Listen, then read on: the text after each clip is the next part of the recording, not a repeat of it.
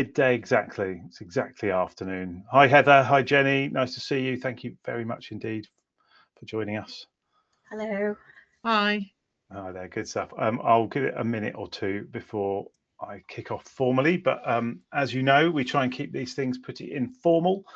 I'm delighted to see so many people registered and interested, so that's a tremendous thing. And I'll say now, and I'll try and remember to say all the way through, if you have questions throughout any of this, there's a question box.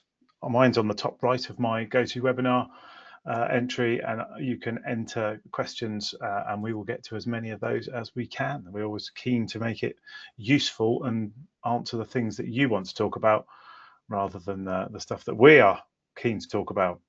Though we have lots to say, and this is my favourite subject, so I can happily go on about it forever.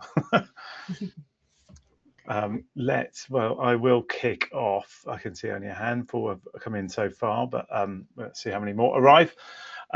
Good afternoon. Welcome to our fantastic webinar looking at the practicalities of AI implementation for colleges. My name's Kieran White. I am the Innovation Officer, I think, Chief Innovation Officer, I believe I'm called, for FEA-I, and my great pleasure is to lead our technical team in developing AI solutions to deliver what colleges really need and really helping in some of those most challenging areas of some of the most challenging sectors. My wider world is running Leading AI, which is the AI partners with FEA-I. We also work with housing associations, social services, local authorities, and a handful of other customers as well, including multi-academy trusts and universities. So quite a wide range of customers that we have the privilege of working with. And our biggest sector and the most important of all are colleges, of course, and that's what we're here to talk about today. I should say very quickly, I read or listened to a really interesting AI podcast talking about the future of jobs. And one of the podcast guests commented, looking at this report, that it looks like loads of the university sort of follow-on jobs are in trouble, and vocational jobs are the ones that look like they are quite well protected from AI's kind of potential takeover of the world. So I thought, well, that's fantastic for colleges, isn't it? So you're playing in exactly the right space, it turns out, again. Anyway, I'll stop rabbiting. I am joined today by Heather Backstrom. Heather is the development manager for FEA-I, and that means she is really in touch with all of our customers, really understands what's going on, what people ask about, and leads the training of a lot of our AI in those customers. So Heather's going to, in a moment, give us an overview of KnowledgeFlow, our AI platform for colleges. And I am really delighted that we're also joined today by Jenny Thorpe. Hi, Jenny. Jenny is from Northampton College. You were one of the very first customers of KnowledgeFlow, I understand, back in August, which is amazing. You've got one of the highest usages of the AI platform across all the colleges. We have 25 college partners, so that's very good to be right near the top of that list.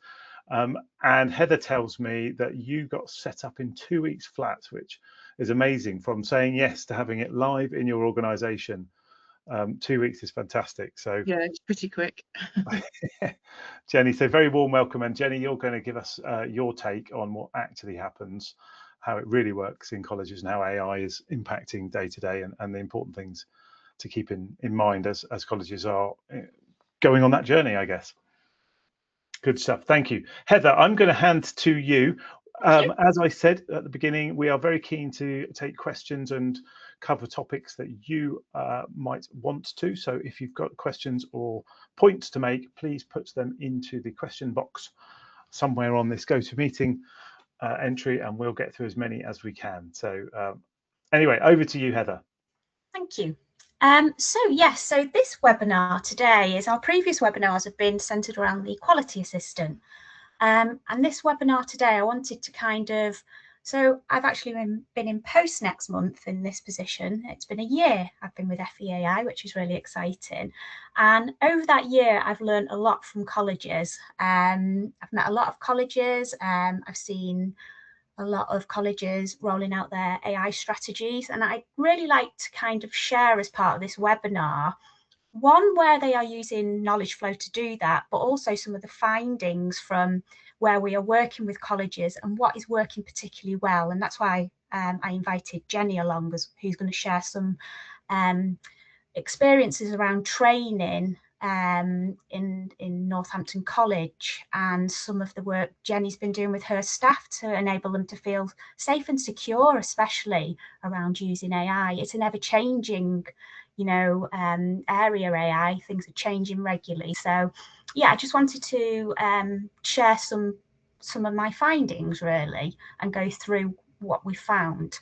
So first of all, I wanted to give you a bit of a flavour of what we do. I am going to use the KnowledgeFlow platform a little bit and demo that as I go along, just to give some use cases.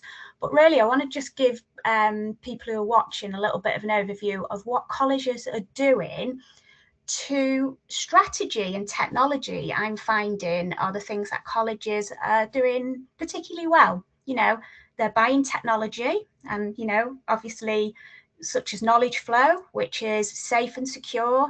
It aligns with DFE guidance where it doesn't train on your data.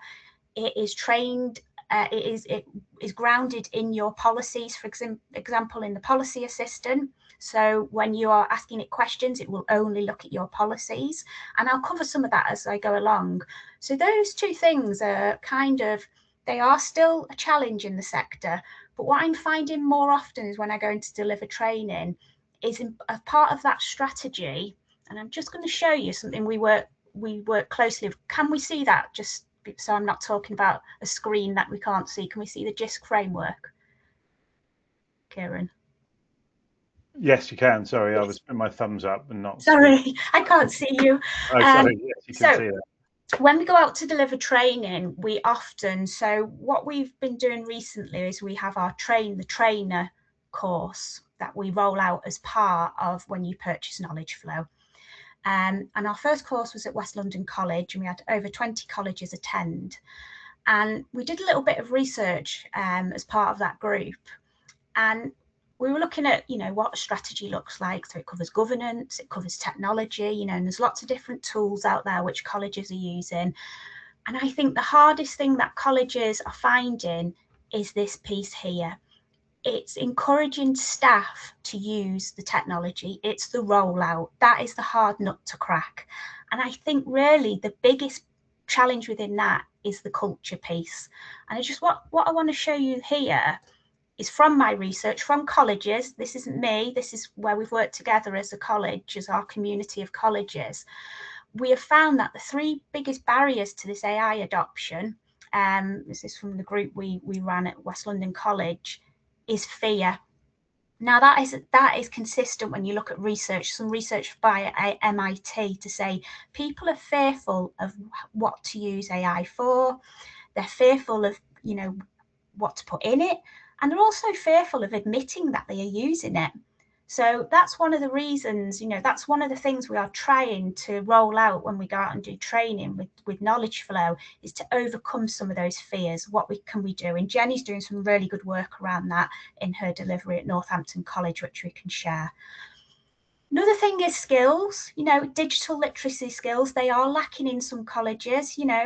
Some people find it difficult to, unzip a file. So how do we expect them to use AI effectively? So when we deliver training as well, we look at differentiation for students, and we should be doing the same for staff when we deliver CPD training as well. And as ever, with anything that's new, there is always a reluctance to change in current practice. So they are some of the things as part of not just the technology. We have this wraparound where we have community groups, but also where we share good practice, and we run these ambassador training courses as part of the KnowledgeFlow package, where we train staff to kind of overcome some of this to roll out. So how do we overcome some of these fears? Because this is that sticking point in sometimes strategy. Some of the good things are, for example, start of the year, you can embed it into CPD training. So you've got all staff on board as part of onboarding or anything like that with new staff, which is really good. And then there's some other ways which we're trying to embed into our training courses. So this is some MIT research here around psychological safety in the AI era. It's a really good report. I can share it after the call. And I think this is important. It is important to understand the technology, but what we need to do when we're out rolling out AI platforms or any other technology, in fact, is we need to create a culture where it feels safe to use the technology. And I know Jenny's done that as part of her rollout. I know when I came to deliver your training, Jenny, in your boardroom, I felt relaxed delivering the training and your staff felt relaxed in the stakes weren't high. It was an introduction to the tool. And I think that is part of the challenge, is making sure that when we're delivering training, we are letting staff, first of all, experiment. And that's one of the reasons we use demo data as part of the training as well, and not college data. And just to touch on that, you know, this is Richard. I've just wanted to share his work from Plumpton College. He echoes this where, you know, when we roll out the platform now, we really encourage staff to, first of all, where the stakes aren't high, it might be, but just get the KnowledgeFlow link and open up the platform for the first time. And we advise using the policy assistant, which I'll move on to in a minute. This allows staff to, you know, develop confidence. Transformation happens one confidence boost at a time, and I think that's key, and it's not going to happen overnight as well. So that's a little bit about some of the ways colleges and how we're working with colleges to kind of support them to embed AI in as part of their strategy. It's not just throwing the tool at them. It's not kind of just doing a click along webinar or training session. It's letting staff, you know, play around with the tool first. You know, we learn best when we play, and then we kind of then roll out that type of training to then make sure that they're proficient in using the tools. So I'm just going to give you an example now, and just a bit of an overview of the policy assistant and where some colleges are doing this particularly well when they're rolling out the platform. And some of them are using very quick and easy wins, I'd say, tactics within their colleges to allow staff to access the platform. Number one, actually, is the first challenge I think we are facing with some of the colleges is, how do I access the platform? That's the first thing. And that might be the same for any of those other platforms you are using. You might have Teachermatic, you know, you might have any other platform. How do I access that platform? That's the first thing. It's accessibility. It's ease of use. So a couple of colleges, what they are doing is they are including the platform link on their intranet. And that's one of the things we always encourage them to do as part of setup. The other thing you can do is pin the tab, pin it to your browser. And again, each time a staff member opens up their browser, they've got KnowledgeFlow there. It's their go-to strategy that they can use to, you know, if they're using the quality assistant, they're safe in the fact that you can use it to put, you know, ProAchieve data in or anything like that, because it's contained within your Microsoft Azure tenant. So that's another thing, is it's getting the message out. This is the right system to use. This is your strategy. We've got it as a college. Use it. And another college have just suggested, I think this is an amazing idea, example of sharing good practice, is can we automatically ask our IT team to open up KnowledgeFlow in our browser when staff log in the morning? Brilliant idea. Simple but effective. So two colleges I think have got really good effect. They have rolled out policy assistant as part of their initial rollout, and one of them is HRUC, and they have the highest usage for policy assistant and consistently have. And they've done one really simple thing where they have put their link to KnowledgeFlow on their intranet, and underneath they've just got this simple message that says, have you asked policy assistant? They've rolled that out to the college-wide, and instead of staff having to ask day-to-day policy-related questions, so the time taken to raise that up, or the time taken to go through your, you know, policies, procedures on the SharePoint, that has saved a lot of time for them at their college. So that's a really simple idea, which we cascade out and advise as part of training, not from us, from another college. And then another college, I really like this idea, Education Training Collective. they have popped it on their duty manager phone in the evening. And I'll just give you an example and show you how easy the KnowledgeFlow platform is to use. I don't need any training on this. I just need to, as I would ask a human, you know, I have caught a student vaping. I'm new to the college. I don't know what the policy is, what I should be doing. What should I do? Doesn't mind spelling mistakes, thankfully, as well. And what that's going to do now, for those who aren't familiar with the KnowledgeFlow platform, is what we do is, and I think you can see up here, we've got this thing called the SharePoint Hoover, which I love. I think that's a great name. When we set up your system, we ask you to set up a SharePoint file with all of your college policies in. And what that does, as it says on the tin, it hoovers up those policies from that SharePoint into your, I always say, your brain, your KnowledgeFlow brain. And when any staff member asks a question, that will only refer to your policies. Now, I'm not going to labour too much around what the system does, and I'm happy to do demos with people if you want to have a bit more of a focused demo on it. But that just shows you, if I'm a duty manager now, I think, oh, great, I don't have to raise that up. I don't know where a manager is. I know what the next steps are to do. You know, and they are grounded in my policies. They're not looking at a Morley College policy in the US. We use those to when we set up the system. So they are policies from Morley. They are just looking at my policies. And there's quite a few other things which we'll maybe touch on later, and Jenny might give some examples. We've got all of these additional functions which you might not have in ChatGPT or Copilot, where you can bias check things. You know, you can send an email from the system, for example, directly from your system. Lots of different additional things to ease the use of using AI.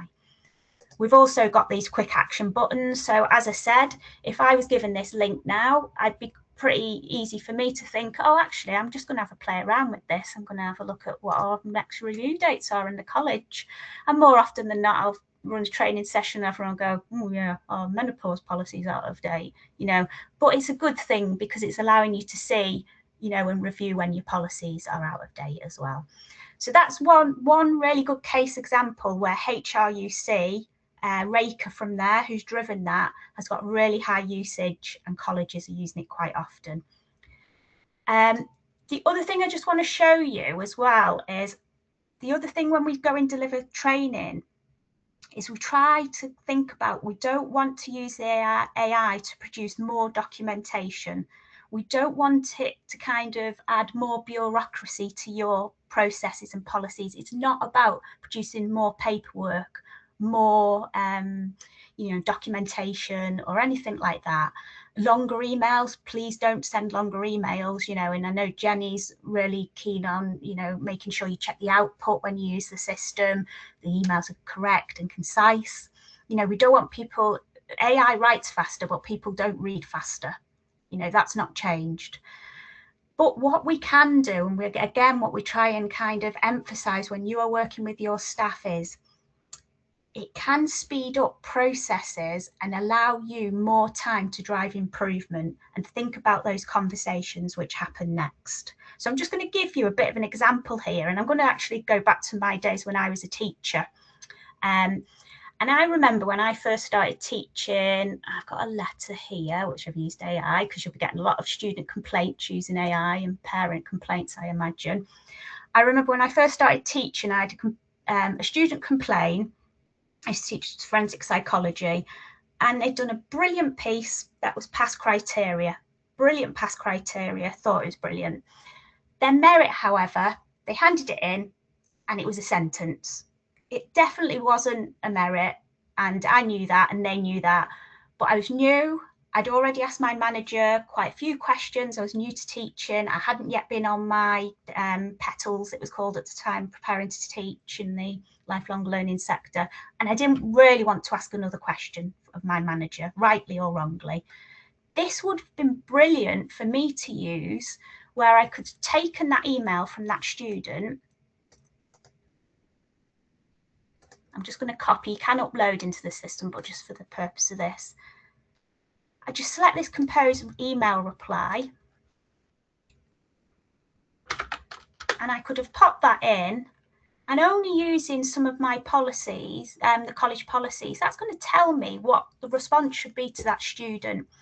And instead, then I could then more confidently and spent more time with my manager for things which probably drive improvement and, you know, would support me more as a teacher to sit with my scheme of work, to go, actually, can we spend this time, rather than you telling me about a policy, can you support me with differentiation in my scheme of work? Where can I embed British values? I'm new to the profession.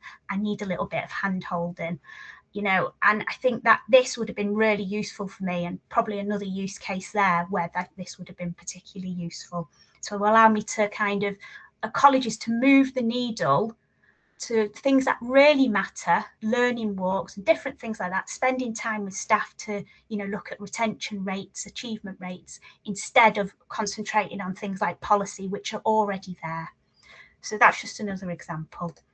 So that's just a couple of ways of how colleges are using the policy assistant. We've got HRUC, we're going to hear from Jenny in a moment as well. You know, different ways. It's easy to use. If you've got staff in your setting, I think we've got those three camps of people who are in the FE sector. You've got your early adopters and meet them. They're building tools, they're proficient in AI. You've got that middle ground of people who are dipping the toe in and out, but not quite sure. And then you've got this set of people who are a bit reluctant about using it. And I think what we're finding is some of that is about fear. So yeah, that is just kind of a quick overview of where the policy assistant especially is a good starting point for that, and you can be safe and secure that the stuff within that your college documents grounded in your college. So just a bit of an example there. So Jenny, I am probably going to move over to you because I think we've heard of enough from me, you know, from my views in terms of what I've learned from the colleges. I'd really like to think about, you know, some of the stuff from what type of training have you delivered? I know we've discussed previously, you're really keen on accountability, the importance of keeping the human in the loop, trash in, trash out, a lot of the stuff around that, which I might touch on in a bit. But yeah, I'd really like to kind of like, what have you found has worked at Northampton College to encourage users? Okay, I mean, you've mentioned quite a few things, Heather, that have worked really well for us. I mean, we've had, as a college, we've been really keen to explore AI technology to support staff. I'm not going to mention students here, although also, you know, there are challenges around students misusing AI, but there are also lots of benefits for them as well. And we've also found it useful for things like quick translations when working with students or parents where English may not be their first language and things like that. So we've always been really keen to explore it. One of our probably challenges around that is we're very clear about our cybersecurity, data protection, things like that, and wanting to protect our systems. So one of the challenges has always been, and it's very clear in our policy, is about what staff can and can't use from an AI tool perspective and what they can put into those things. So when KnowledgeFlow came along, we were really interested because, as you said, it's contained within our tenant, so our Office 365 sort of ecosystem, as it was described to me by one of our IT guys. So it's all contained securely, so we don't have those challenges with using it, which has just been sort of really freeing, if you like. We've also got other tools that we can use within our Microsoft sort of systems, but they're often quite limited to one area and things like that. So again, being able to bring things together through KnowledgeFlow has been great. You know, and uploading multiple documents, for instance, to look at, and also the policy assistant. You know, our intranet, when you search for a policy, it'll bring up about 20 policies, and that's just to find the right policy, let alone find the specific bit within the policy. So there's that flexibility with it as well. So as I say, we were really keen to explore. I think what's helped is having an owner of it. So I own KnowledgeFlow within the college, and that's all aspects of it whether it's policy assistant, whether it's manager's coach, whether it's quality assistant. I lead the quality team, so it fits quite nicely. My responsibility is also for staff development, so it means that I can manage that process of staff development, and I also have a feed into our sort of IT teams and digital teams, so that central own has been really helpful as well. And our IT team are great, and as you said, we implemented it really quickly, and that's really helped to keep the momentum going, because there's nothing worse and you see something that's great and then it takes 6 months to get in place, and it's been really easy to implement. It's not like you have to have a great long project management process really, and things like that. It's been able to do it really quickly, and it started to be built into our processes. So our policy and strategy groups, where we approve our policies, now it's automatic to upload those into the policy assistant, which is great. We also link it to the manager's coach so that because there's quite a crossover there, and so that's been really helpful.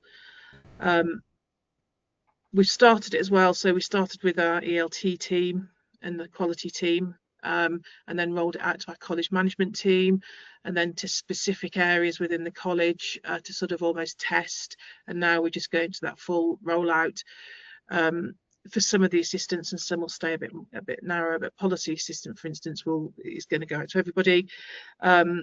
It's on the intranet. You talked about having it opening automatically. That's a bit of a challenge because we want our intranet really to do that, but staff also know where the hot buttons are on the intranet and how they can link into our other systems, such as our student record system and that, so they're very used to doing that. Just stop me, Heather, if I'm going off piste or anything. Carry on, because hearing from a real person is what we really wants to really know, isn't it? Not just hearing from what we think. I've written, and I'm not doing this necessarily in a particularly good order. I've written some notes about things I must remember to say that, and I must remember to say that. So apologies if it is a little bit out of order. I think one of the things being really important is about keeping the momentum going. So referencing use at every opportunity. If I'm in meetings, for instance, with curriculum managers and talking about things, sort of use policy assistant to find that out, or use one of the other assistants, and just continuously prompting people to use the system and sharing practice. So, for instance, I was talking to our assistant principal in student services, and he was talking about how he uses it all the time just to quickly reference policies and things like that. Heather, you mentioned about training, and I think training is really important. I think because we've been having a push on about how AI can support people for quite a period of time, we'll have some who might need a bit more confidence in using it, but people are keen to explore, which has been really helpful. So I think having that cross-college sort of almost culture about how can we make ourselves more efficient and effective. So as you said, then that frees you up time to do those other things.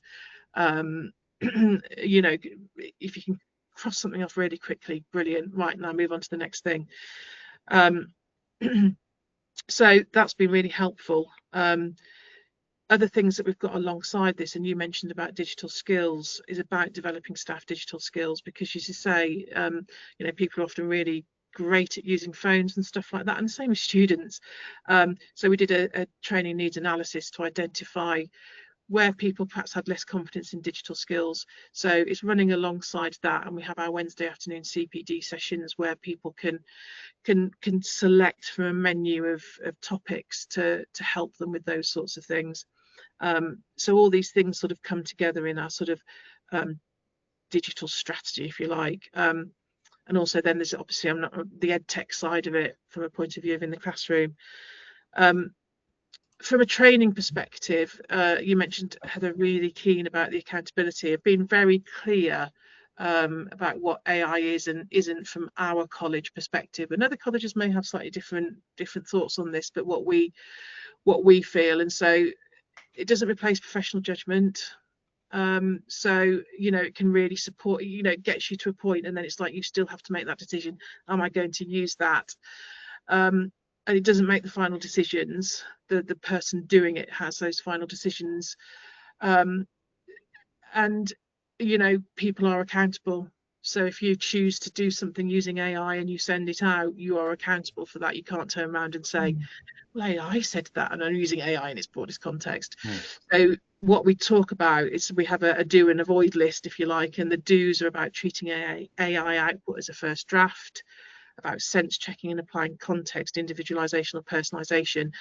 We're really keen that we don't become impersonal. So, for instance, if you're talking to a member of staff who's been off sick, for instance, and you've used the policy assistant to talk about you can self-certificate for so many days, and then you need to do this, you're sending that to a person in your team, and that person, you need to remember that person, they're off sick and they might need some support and things. So, and you can use AI to make it more personal, but you've still got to just make sure that there is an element of your voice in it, and considering those individuals. Checking for bias, it's not something that I've come up particularly in using KnowledgeFlow, but certainly I do remember seeing something where we were doing some management training, and we were doing an activity, and a group had to pull together a slide and they'd put a picture up, and when I looked at it, it was covered in lots of people, and when I looked, I thought they're all white men. And it just pulled those images. So it's just about that checking for bias. And really important. And interestingly, your point, sorry Jenny, no, please your point there though, so the kind of AI that KnowledgeFlow is retrieval augmented generation is what underpins most of the tools. You massively reduce bias by doing that, because it's trained on your data, your documents, and they tend to be at least less or massively reduced. So it's a huge help. But there's some use cases, and I love that you said you don't use it for judgment, because that's the stuff when you are starting to bring in potential bias, when you're using AIs. If you were to put 10 CVs in and say which one is the best for the job, that would be very dangerous, and you're relying on all kinds of things. And if it was a CEO job, probably white male in their 40s or 50s are going to be favoured. If you ask AI to judge which of these CVs match this job description criteria, it's really good, and you're not bringing bias in any way. So no, I think it's really important. I'm glad it hasn't cropped up for you in KnowledgeFlow. It's not. And there is the really useful bias check, so you can bias check your policies, and it's really interesting because it will do things such as check if you're using pronouns, and we make a habit of trying to refer to job titles, for instance, rather than and those sorts of things. And that's been really useful, because occasionally things do slip by, and it does mean that you can just have a bit of a check. So we talk about using AI to reduce toil, not thinking. So you've still got to think, but it does help you so much, and I know that personally. So from an avoid perspective, it's almost a bit of a flip of some of those things. So copying it without reviewing, it's really easy. Like click copy, stuff it into an email, and just send. Oh, very sorry, that's my phone. No problem. Someone's calling you. You're famous now. You're on the webinar. I live on a farm. Just to let me know that somebody's messaged me. And it's like the cows might be out or something. Jenny, what's the staff feedback been? I'd love to hear kind of what have people said about the experience using it. They really like it, and it's been really great. And as I said, I talked about our head of student services using it when he needs to do a quick check of a policy. They love the fact that they don't have to worry about what they're putting in. I mean, they do have to worry about what they're putting in there, but from a college data perspective or anything like that, there's that they're much more confident about doing that, and they haven't got the worry, and it's just it makes things like our quality reviews, I mean, talking a bit more widely now, but our quality reviews where or student surveys, you can put free text responses in, and those sorts of things. It's just so helpful, and people are really starting to get that. Even things like starting, how difficult it is sometimes to get started on something, and just to give you that starting point, if you are trying to write an email to a member of staff or to a student, for instance, or to respond to a complaint, that starting point is great, because it's just that often getting that first line on paper is the difficult bit. And so this really helps them to do that, especially those who aren't maybe so experienced in doing those sorts of things. you know, and haven't got that bank of previous ones. I can just use that one and just change it a little bit. Because this gives you that, you know. So that's been really helpful. I like that you've talked specifically in some of the things you've said. I'm often talking to our customers about the need to rethink some of their own workflows, particularly as you mentioned on policy, your policy and strategy group, who are now naturally uploading the document to KnowledgeFlow once they've signed it off, because all of that becomes arguably more important than before, because you're now feeding this single version of the truth to any staff member that can be, you know, asking it. So was that simple, or was that straightforward, or did I sometimes hear people saying, oh, I have to put it in 2 places now, do I? No, it's really straightforward. It's really straightforward. I mean, how long does it take to do that, really? You know, and it might be what's 2 places, but really, how long does it take? The other thing is we've changed our new staff induction processes, so we're having set start dates within the year on a monthly basis with a standard induction, and all staff have to attend. So we'll start to introduce KnowledgeFlow. We haven't done it yet. We've only had 2 of these start dates, so it's still a work in progress, but really positive so far. Otherwise, you have dribs and drabs of people, and it's really difficult. But this way, it's working really, really well. But we'll introduce it there, so people will have it from the start, you know, and that will be really helpful for them, particularly as a new member of staff. I can imagine. I love the idea of coming in as a new member of staff now with KnowledgeFlow and the policy assistant, because, you know, all those just silly questions that you've got at the beginning that you just need to know, and you can get instant answered. And particularly if you feed the policy assistant, I don't know if you've done this, with effectively an org structure or a table with who's responsible for which areas, then it knows who to go to for things as well. Not only sort of the policy on how do I get my laptop, but email this person or phone this number and make it happen. Yeah, I'm not sure they've actually done that. I mean, most of our policies include that information, to be fair. You know, they have who's responsible for it. So they tend to have who's overarching responsible and who manages it, who has the day-to-day responsibility. So I think it probably does pick that up through there. So yeah, the other thing is, from a training perspective, is actually making it practical and hands-on, and we actually did it face-to-face. So we got people to come along with their devices and actually in the room, because it's really difficult to give people support, you know, if you're remote. And it's nice to see the whites of their eyes and to see how they're responding to it and things like that, whereas that's quite difficult on things like Teams. And also getting them to actually have a go, but I mean, I gave a range of examples. So, for instance, a member of my team is on probation, called in sick. A member of my team's asked about flexible working. Students used AI in assessment. A student needs exam access. So, whether it's a teacher, whether it's somebody who's more in admin, whether it's a manager, you know, just trying to give some different examples. So there's one there they can pick up and have a go, and it means something to them. Whereas otherwise it's a little bit abstract.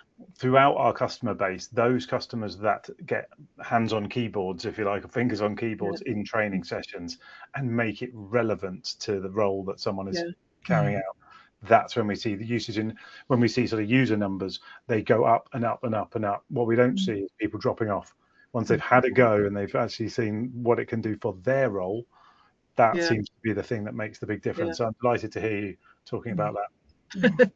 I think that's something you've done particularly well, Jenny, and I think actually that's what kind of sparked us to start. Sorry, I'm disappearing. I'm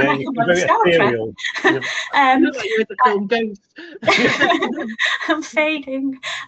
But yeah, I think as an ambassador, and you've not even gone through the train the trainer, I think we've taken some of your practice where you've made it relevant, and you know, you've delivered the training, and it is in person. That does work well. We do go and do our initial sessions, but for you to have that, you know, that ambassador, you know, they'll have their little badge, you know, it's that key point. If everyone can be as, you know, as good as an ambassador as you are, and proactive as well, that'd be amazing if every college had that. But yeah, that's kind of something. And then just to touch on some of the stuff we deliver as part of that training, which you already do, is kind of like we look at the AI sandwich, where it must always be the human. I've never said human so much in my life, but human who checks the data, then the AI does kind of the heavy lifting, and then the human checks the output. We use baking a lot in AI. I always say baked in, you know, AI sandwich. I think there's prompt pizza. There's lots of things. So yeah, but really good use cases, and I know when we met, because we meet, don't we, Jenny, to do usage meetings to see, look at usage, look at where you particularly things are working well and different things. And it just, when I met with you and a lot of the stuff you've been doing, I thought you'd be perfect to be part of this webinar to share your good practice. So yeah, no, what's next, great. Jenny? We talked yesterday about the new Smart Targets assistant that writes, which hopefully you'll be interested in helping us with that, because who knows? It's tremendous. Did you email Heather and say I was interested in any working group type thing? Oh, brilliant! Thank you. That's very kind of you. So the Smart Target thing for our audience here is you can load your ProMonitor data or whatever MIS system you're using. It's designed around ProMonitor at the moment. And the AI will design smart targets for each individual based on their scores, feedback, performance, whatever's in your ProMonitor data.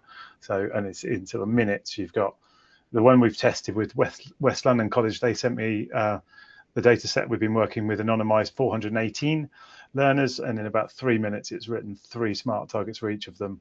And the feedback from West London is they're brilliant. And the idea being that they then are the draft that a tutor or teacher can talk to the learner about, not that's now your smart target and no one had to look at it. But the idea being it takes out all of the actual sort of looking at the data and typing.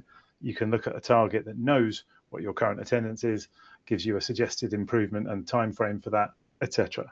So hopefully that's going to be a big time saver and ultimately drive better student outcomes with clear targets for everybody. So I think it'll be a real incentive for our teachers to make sure everything's up to date as well, if it can support them in that way. Yeah, indeed. And well, data becomes everything. I mean, that's the future of all of the world. I mean, I'm not a futurologist and I don't pretend to be, but AI needs data, and it can't sort of just go find stuff, because that's how you get made up hallucination. It needs to work with good quality data, whether that's well-written, unambiguous policies with decent formatting. There's a thing to think about for the future. That will really helps if it's just really simple formatting. The AI really prefers that to the things humans might like to look at, with lots of colors and charts and things. And in the unstructured data is making sure, as you say, people are updating it into the right fields, that it's accurate and clean, which is basically meaning that you don't have lots of gaps in it, and that the numbers are all proper numbers and things. There's lots to think about as we go through this kind of wonderful, in my world at least, AI journey. So you're bang on with getting the staff getting every colleagues to update things. We are almost at the end. If there's any questions from anybody that want to cover, then please let us know.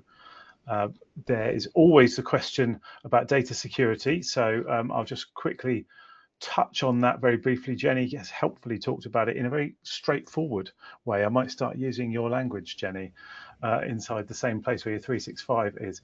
So the uniqueness, and I think it genuinely is unique about the way we build AI tools, is we build them inside your Microsoft Azure tenancy. That's the IT phrase for it.